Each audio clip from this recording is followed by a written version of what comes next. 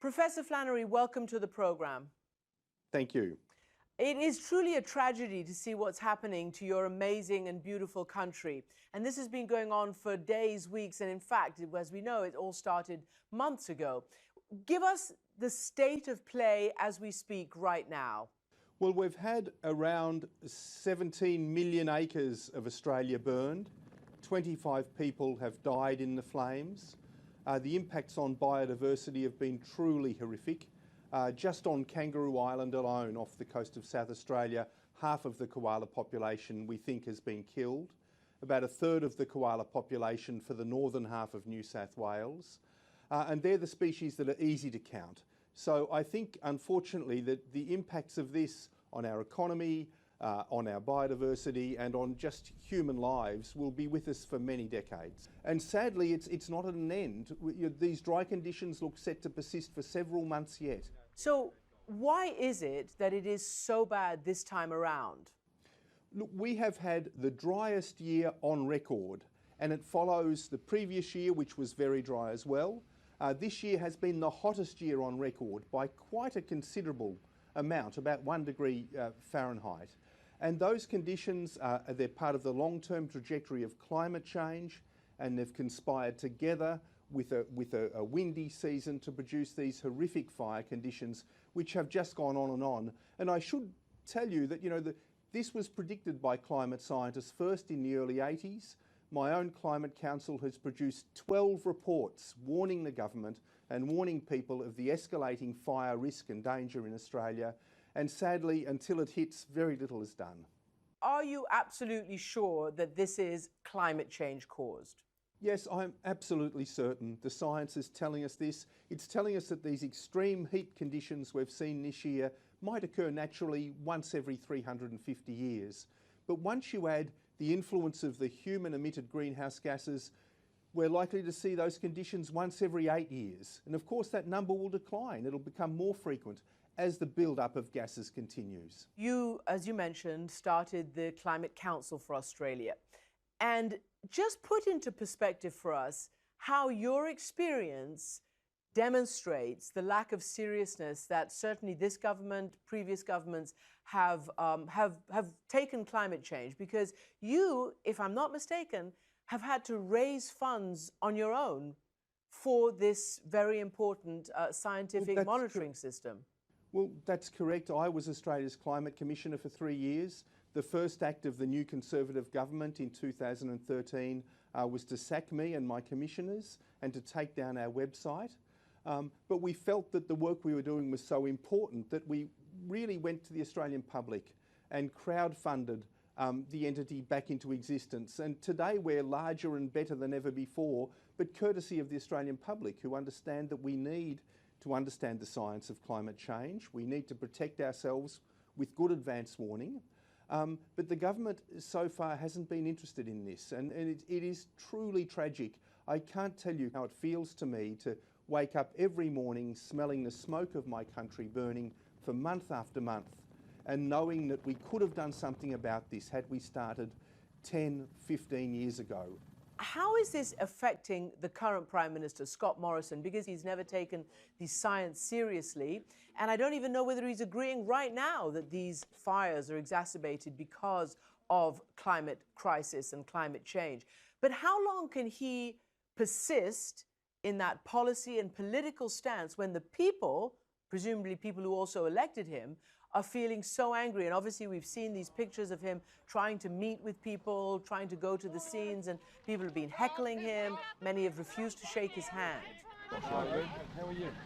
I'm only shaking your hand if you give more funding to our RFS. So many people here have lost their homes. We need some grants. Look, sadly, Christiana, it's not just our Prime Minister. We have a significant minority of Australian parliamentarians who are welded on climate skeptics.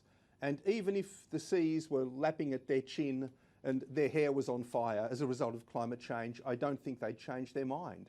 These are people who are deeply committed to a particular cause, deeply committed to the burning of fossil fuels. We have this thing in Australia called the revolving door. These people go in as lobbyists for the fossil fuel industry. they come out of the revolving door as a minister in a Conservative government, and then they go back in again and they come out on the board of a fossil fuel company. The links are just so intense, they're so interwoven that I don't think there's a prospect for change. These people, if we want change, we have to vote them out and vote in a government that will take action. Well, let's just talk about the possibility of trying to get change in a responsible government, but to augment, to amplify what you've just said, Scott Morrison, your current Prime Minister, back in 2017 when he was Treasurer of the nation, actually held up a lump of coal. And we know that coal, Australia is the biggest coal exporter, but he held it up, and we have a little clip of that. This is coal. Don't be afraid. The Don't be scared. the Treasurer knows the rule on crops. It's coal. It was dug up by men and women who work and live in the electorates of those who sit opposite. From the Hunter Valley, as the member for Hunter would know. It's coal that has ensured for over 100 years The Deputy that Australia Prime Minister has enjoyed an energy competitive advantage that has delivered prosperity to Australian businesses and has ensured that Australian industry has been able to remain competitive on a global market. What hope is there when you have this kind of demonstration of, I guess for a better word, want of a better word, an addiction, a national addiction, a political addiction to this fossil fuel? Look, sadly, it is a national addiction, you know, and the nexus between the fossil fuel industry and the lobbyists and the government is almost complete. It's you know, it's not exceptional in Australia for a federal government minister in charge of natural resources and mining to, when he leaves Parliament, go onto the board of a fossil fuel company. It's a tragic situation where self-interest is seeing such great damage inflicted upon the people and the nature of our country. What about the people who are trying to fight this now? I mean, many people around the world won't fully appreciate that so many of your emergency workers, the firefighters, are volunteer workers. And they have had to put up with something that clearly is, as we see now, beyond their capacity.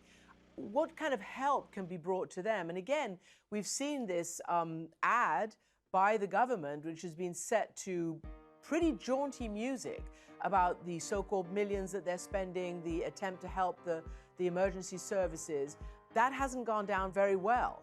No, it hasn't, because it is important to spend that money to help people get back on their feet, to re-establish the economy and to protect our biodiversity in the wake of these fires. But what the firefighters are really asking for is that the government make sure that their workplace, which is the fire front, is as safe as humanly possible. And what they see is that the government policy is piling on more emissions of carbon dioxide week on week, month on month, year on year, and that is making the fire conditions that they'll face tomorrow that much more perilous. What is your realistic scientific and economic, social, cultural view of these future prospects? Because you've said, obviously, these kinds of government leaders who don't believe in it, who refuse to take the science seriously, need to be voted out. But the facts, including according to your council, your research has found that major Australian cities will experience temperatures above 50 degrees Celsius by 2040 if the current warming trends continue. At the same time, another operation, Climate of the Nation, reports that 64% of Australians said they want to see a target of net zero emissions by 2050. Again, people pressure seems to be active. And we've also seen the Greta Thunberg-inspired student strikes all over the nation over the last year to 18 months. Where do you realistically think, perhaps, that this crisis might provide a political and policy opportunity to mitigate this for the future?